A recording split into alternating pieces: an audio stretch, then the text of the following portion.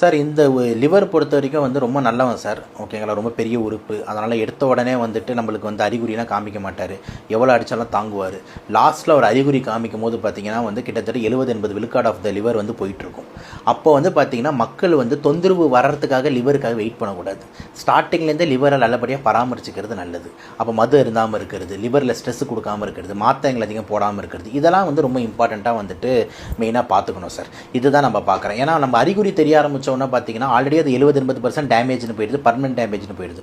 So மக்கள்கிட்ட awareness எப்படி இருக்கணும்னா ப்ரிவென்ஷன் இஸ் பெட்டர் தன் கியூர்ன்றாங்க. அப்போ லிவர் வந்து டேமேஜ் ஆயிடுச்சுன்னா அதுக்கப்புறம் ஒன்றுமே பண்ண முடியாது. ஆமாம், இப்போ லிவர் வந்து டேமேஜ் இந்த சென்ஸ் நான் என்ன மீன் பண்ணுறேன்னா ஈரல் சுருக்க நோய், அதாவது லிவர் சிரோசிஸ்ன்னு சொல்லுவாங்க.